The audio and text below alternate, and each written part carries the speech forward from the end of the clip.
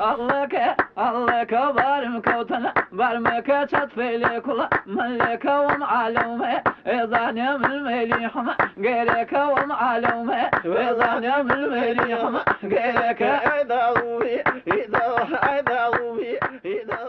سەرگەت نیشتیمانە بچکۆلەکەی باوەناوس پەناگە پۆڵاینەکەی ئەفراسیاو بەک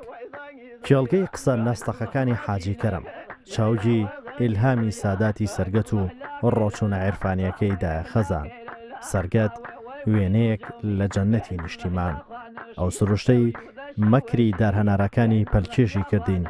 بۆ ئەوەی حکایەتە حەشادراوەکانی ئەو نیشتیمانە چکۆلەیە بتەکێنین لە کڵاو ڕۆژنی ئاهوراوە لاپەڕەکانی مێژووی هەڵبدەینەوە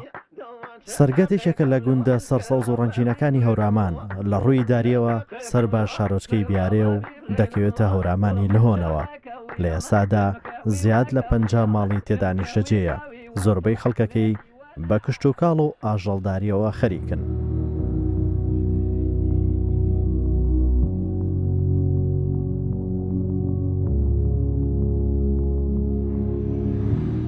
باوەناوس ناوی ئیبراهیم کوڕی ئەحمەدە مێژووی ژیانی زۆر ڕوون نییە بەڵام بە هیچێک لە پێشەواکانی ڕێوڕەچەی یارسان لە قەڵم دەدرێت شاعیر و عاریفێکی گەورەی سەردەمی خۆی بووە شاعرەکانی دووبەیتن و هەمویان باس لە ڕێوڕەچەی یارسان دەکەن هەروەک لە بەیتێکدا دەڵێت ئەز ناوسەنان جێی بەرزەماوە ئاسیونیاوە جێی تاشکاوە هەر کەس نەهارۆ بەلانیاوە فەردا مەوێنێ ڕۆشانسیاوە لەناو ئاوای سەرگەتدا کۆمەڵێک ڕازونیاز لەبارەی مەزارە پیرۆزەکەی و دەگەڕدرێنەوە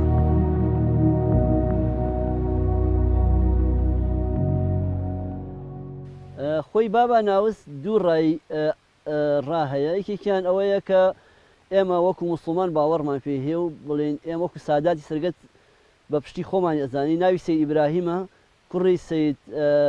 سعيدة كري سيد محمد كري سيد داوود كري سيد محمود كري سيد محمد كري سيد داوود كري سيد سرهنگ سيد سرهنگ كري سيد سعد كري سيد محمد كري إمام زين العابدين وبي أو شجري صوب 50 صالون في جلوسراو نزيكي 200 موري إمزاي بيا وماقولي أو سردمي بسروي باوا سرهنگ استش قبلكي للتويلية خلو دشن بو زيارتي كبشتي ششمي بابا ناوزة وراكي تري أويا کاکەیەکان ئەڵێن باوەناوس یەکێکە لەو چوار کەسانەی کە زۆر پیرۆزە لای کاکەیەکان و من بۆ ئەو مەبەستە چوومە کەرەند لای سێ قازمی ئەفزەلی کە گەورەی کاکەیەکانی هەموو ئێرانە و ئەڵێ باوەناوس یەکێکە لەو کەسانەی کە ڕۆحی خوا لە ناویە تەجەلی کردووە بۆ چوونی ئەوان و باوەناوس تەمبوری هەبووە ئاوازێکی تایبەتی خۆی هەبووە لەو تەمبورە کە لێی داوە خەلیفەکانی بەپێی خارقولعادی خۆیان گویان لێ بووە مامۆستا عەبدولکەریم مدەڕەسیش ئەڵێت ساڵی حەفتاکان برادێکم لە ئەڵمانیا و چەند غەزەلێکی بۆ ناردم هی باوەناوسە کە نردوێتی بۆ خەلیفەکانی خۆی یەکێکیان لە ناوی شێعەلی خانیە کە لە ئێستای شیلانەی بەرامبەر سووداشە دانیشتووە ویتریان قازی بەنەیە کە دێی قازیە لە قەرەداغ من بیرمێ مناڵ بووین خەڵکی سەرگەت زۆر پیرۆزیان ئەزانی بە تایبەتی کاتێک کە باران نەئەباری خەڵک هینێکیان دووسێ بووکەڵێکیان دروستە کرد و ئێمە ژەهاتی وەلای باوەناوس خەڵک دوعایەکە بۆ باران بارین دوای ئەوە بەردێکی گەورەی لێ بوو مناڵان ئەهاتین بەردەمان پێ هەڵەواسی بزانین کێ دەرەچێ کێ دەرناچێت نەخۆشە چاگە بێتەوە ژنە مناڵی ئەبێ یا مناڵی نابێ ئیتر بەو شێوەیە بوو بێشکیان دروست کرد ناو لەم مەزرایی باوەناوسە ژنان ئەوانەی کە منیان نابێ بێشەیەکیان دروستە کرد شتێکی کەوتە ناو ئەیان خوارد و دواییش مناڵیشان نەبوو زۆر سیر بوو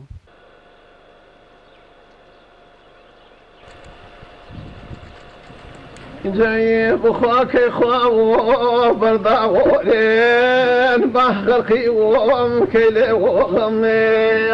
إجاك خوا برداورين زغلقي ومكيل وغمي يوم ميلي وكم وري ويا زور ويا وكم إجاتك ويبني وشو من نساوي ديوارني أبزنجي وري لقريدين ويشنقون باورني ئافراسیاوباک یەکێک لە سانەجەر بەزە و گوێرەکانی هەورامان پیاوە سوار چاکەکەی لە هۆن سوپاس سالارەکەی جافرسان پاڵەوانی داستانەکەی مەخفەری هانە گەرمەڵا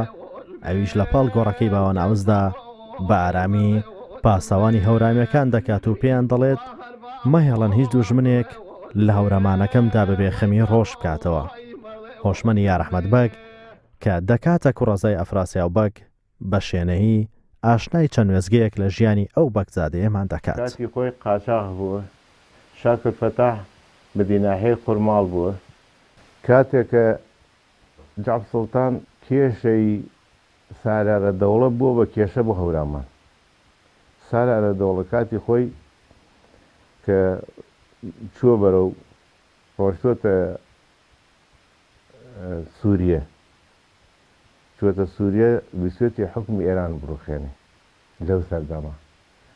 گەڕاوەتەوە تۆ بەغا لە بەغا نردویانەتە باخەکۆن کە لێرە هەورامیەکانی ئێرە هاوکاری بکەن لای شێخ سامەدین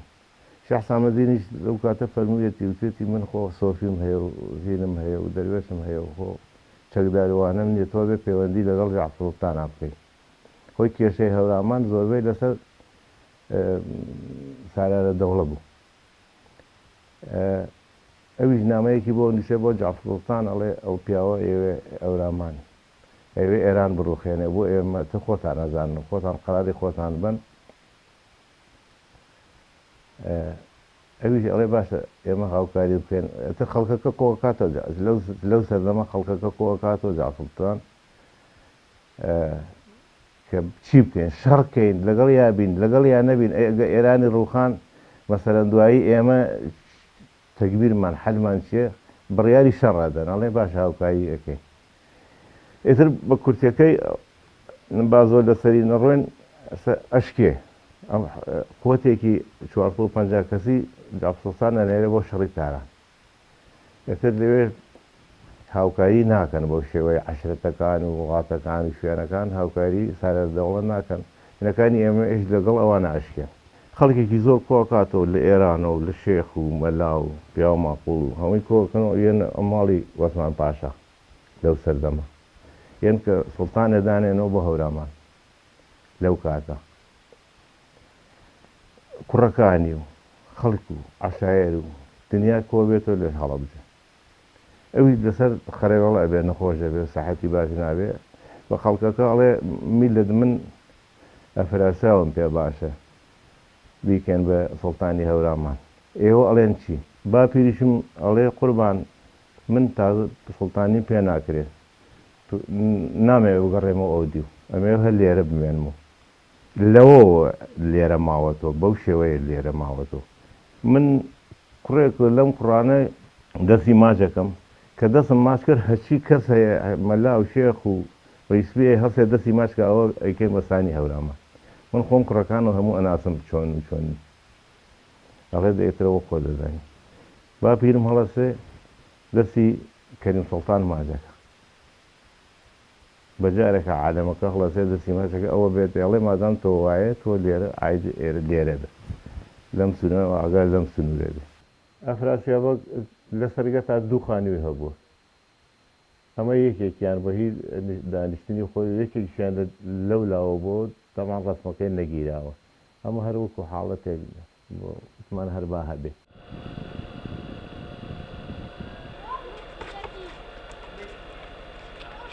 لەو سەیانەی منتەقەی کەلجی و هەباساوای ئەودی بە واستەی ئەوەوە پەیوەندیەک لەنا هۆرامیەکانە و لە ماڵی لەگەڵ ماڵی شەخزەمی لە دروست دەبێت لەو شێو ئەچێتەوێ دوو مانگ سێ مانگی ئەمێنێتەوە بە قاچاقی ئەگەڕێتەوە قوتێ تەشکیلەکە لێ 150 کەسێ ئەدا بەسەر ئەو مخفەری هانەگە مەڵە ئەدا بەسەر 11 کەسی پیاوەیەکیانە کوژرێ و سییانیان برینارە بێ و مەخفەرەکە ئەگرێ مەخفەرەکە ئەگرێوتر بەیانی خەڵکی قورعانیە ناڵێ تازە تۆی شەکەوت کرد و ئەمانە ئەم ئەسیر و مەسیرە ئەوانەمان تەسلیم کە و بعد ئاوایەکە نەسووتێ ئەسیرشتەکە بە خەڵکەکە و خۆی گەڕێتەوە یەتە ئەم منتەقەی دەرێ مەڕەوان ئەبەو شێوەیە ئەمێنێتەوە لەم سنوورە.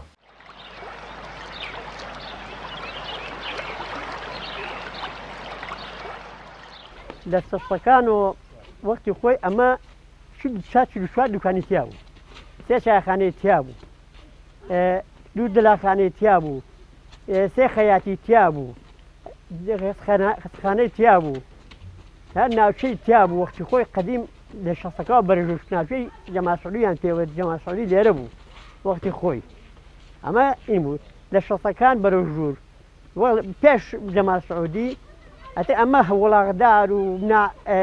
باعی تیا بوو. ئەمە هەموو هێنی ئێران هاتی ئێرە هەرچی پێویست بووە لە دووکان هەرچی پێویست بایە تایە بوو. خۆم شایکی بووم لێرە ئەزانم خۆمان ئەزانی چەند نیما 180 ماڵی تیا بوون ئەو وەختە دەرەی مەڕ و هانەی دن و دێرواس و کێمنە و گەچیرۆ و باخەکۆ هاتنەوە ئێرە بۆ بایهین بەس ئێران ئەقل سەر بە ئێران بووەوە بۆ بارشی شدە هاتن شەکروشتیان ئەبرد خورمایان ئەبرد ئەو وەختە.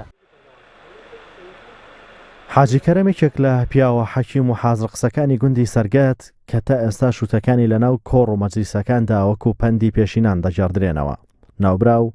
ناوی ئەڵا کەرەمە حەمە کەریمە و ساڵی 1970 لە گوندی سەرگەت چاوی بە دنیا هەڵهێناوە. لە ساڵی 1992 زاینیش کۆچی دوای کردووە. حاجی کەرەم پیاوێکی ناودار مسلمان تەجروبەیەکی چاکی هەبوو قسە خۆش خەڵک ڕێزی لێگرت پیاوێکی معقوڵی منتیقەی وەرامان بوو. مەجموعە قسەی خۆشی هەیە و قسەی دینی هەیە و پێشبینیە کرد بۆ شتەکان سبحان الله جوان دەرەچوون. قسەی زۆریە بەڵام لێرە ناکری هەمویان باس بکەین. یەکێ لەو شتانە ئێمە بارمان کرد بۆ خوڕماڵ 1970 بوو شەڕی ئێرانی عێراق ئەو جادە ئێران لێیا بوو بۆم لە خۆرد لە چاخانەکە خەڵک دانیشتۆیشی تایە و زابتێکیە باسیەکە هەڵێ ئەم جادە چەندێک تریەتە خوار مەجموعە خەڵگەڵێکی هەڵێ ساڵێ دوو ساڵێکی هەڵێ 6 مانگەوی ژەر سەر ئەسوورێنە بەم دی بۆ دیوە زابتەکە ئەڵێن حاجی تۆ بۆ چی ئەڵێ ئەڵێ بعد یۆم یۆمێن ڕۆژێ دوو ڕۆژی تریەتە خوار وەڵا قەدەری خواوا بوو ترە و شەڕا دەستی پێ کرد و ئێران هاتە خوارە و دوای ڕۆژێ دوو ڕۆژ هاتنە ناو خوڕماڵ بەو شێوە ئەم چەمەی شەڕواڵدری ژەیە چێتە خوار بەرەو خوڕماڵ پیاوێک لە خوڕماڵ تەڵانی کرد بۆ باغ مامە حاجیش مەجا بەلایە ئەدا بەلای ئەڵێ مانوو نەبی خەریکی چیت ئەڵێ وەڵی خەریکی مەمە ئەەکەم بە باغ ئەڵێ تۆ پرسل کردووە بە چەمی شەڵواندر چەمی شەڵواندر ئاوێ کە تر بەخوتەیە ئاوەکەی و باخەکە ئەماڵەیە تر دواتر دوای ساڵێ قسەی زۆری هەیە حاجی کەرەم پیاوێکی دانا و زانای ئەم ناوچەی هەورامانە بوو بە ڕەحمەت بێ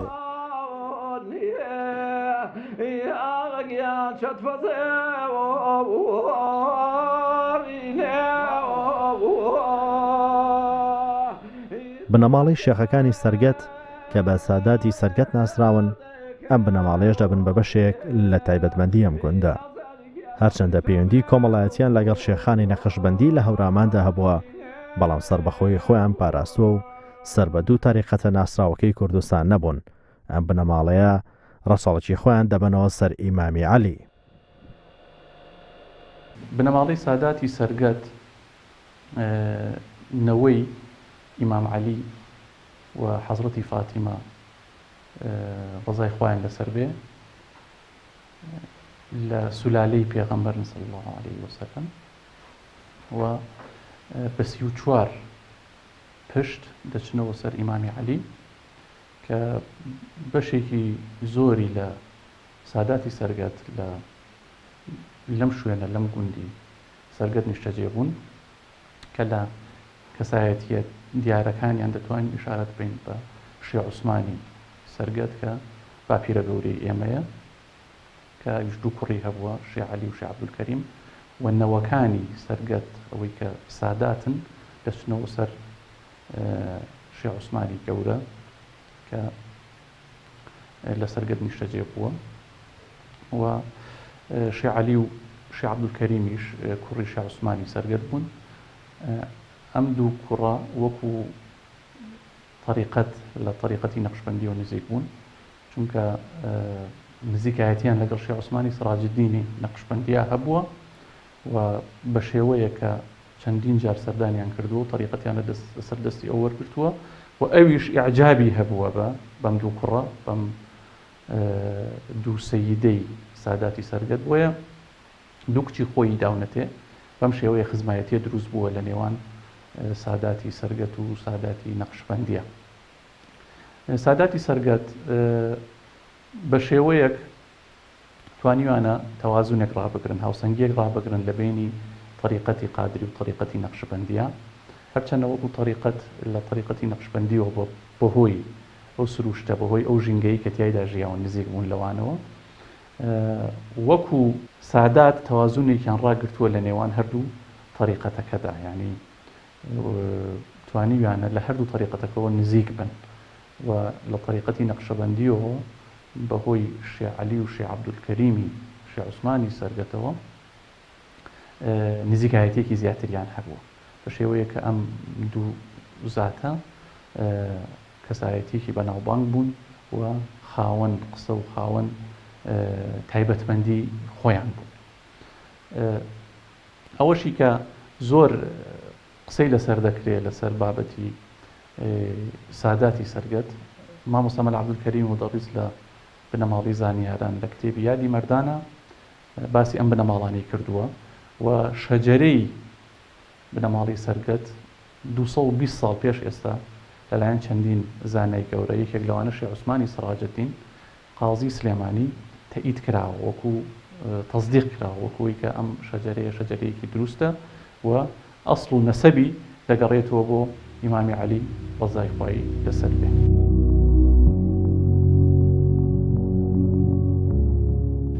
گرنگی شوێنیان ئەشکەوتی گاورانە یا مەڕە و گاورە کە خۆی گاوران کە عەلی شاری دەراسێکی لەسەر کردووە من زۆر هاوکاریم کرد لەو بارەیەوە ئەڵێن لە گاوران لە گەبرەوە هاتووە گەبریانی پیاوێکی ئاینی زەردەشتی وردە وردە ئەمە گۆڕاوە کە لەسەر زمانی خەڵک تۆزێک قورس بووە بۆ بە گاور لە مستەلەحی ئیسلامیە بە خەڵکی غێرەدینی ئەڵێن یعنی موسڵمان نەبێت پێڵێن گاور ئەو ئەشکەوتایکێکە لەو ئاساوارە دێنێن کە لە سەرگەتە هەیە و بەڵگەکانش دەیسەلمێن کە ئەم ئەشکەوتە بەدەست دروست کراوە لە 6 پارچە قادرمە پێک دێت و لە ژوورێکە و هێوانێکە و بەرهێوانێکیشی لەگەڵایە. قەڵای سەرگەتی ژەیە کە ئەڵێن گوایە ئەو قەڵایە کاتی خۆی زەردەشەکان بەکارهێنا بۆ شوێنی ئاگر کە ئەویش لە پشتی ئەستەی سەرگەتە یەکێک لەو شوێنە ئاسەوارانەی کە هەیە. ساڵی 1973 خەڵکی سەرگەت لە بەردەم قەڵای سەرگەتە ئاساوارێکی زۆریان دۆزیەوە کە مێشووی ئەگەڕایە بۆ کاتی ئەخامەنشینەکان و ساسانیەکان. ئەو کاتە خەڵک بەداخەوە یعنی ئەوانەی مەسەرەن فرۆشتیان و ئێستا لەو پارچە باوەڕ ناکەم مابێت ئاساوارێکی زۆر دۆزرایەوە لە بەردەم دەی سەرگەتە. ئەمە مامە ڕۆسەم بەک ڕێکتەجنی کەرکووک و سلێمانی بۆ لە سەردەمی مەلیکە ئەمەش یا ڕەحمەبەک باوکم بووە زمانی عەشایری لە چلەکانە لەگەڵ چەند پیاوێکە چەکداری ئەو سەردەمە دانیشتنەکەی دوایی دیسان ئەمر بێقەبزی بۆ دەرەچێتەوە لای هەردوو حکوومەتەوە هەم عێراقیش و هەم ئێرانیش و پێڵێن ئەڵێن وازوێنی باشە و دانیشی باشە و ویست باشە من هەر لەم من سەرگەتا ئەمێنمەوە لێرە ئەمێنەوە بەڵام نابێت تەعەدا بکرێت داوا هینی لێ ئەەکەن ئەو سەردەمە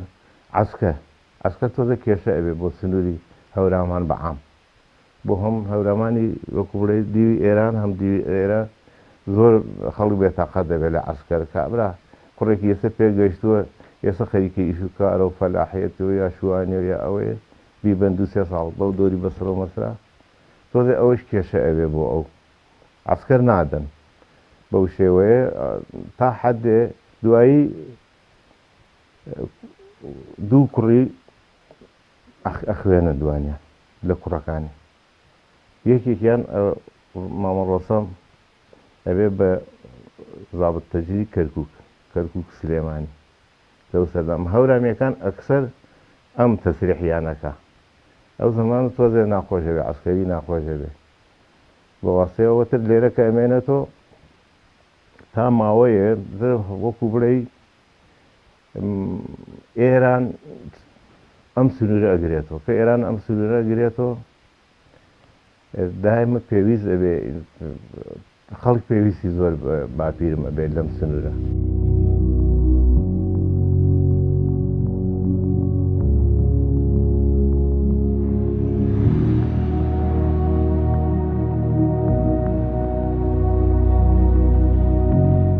ساداتی سەرگەت بە تایبەت دەگەڕێنەوە سەر شێعیسای بەرزنجە کە لە شەجەرەکەشا ناوی هاتووە. شێعیسای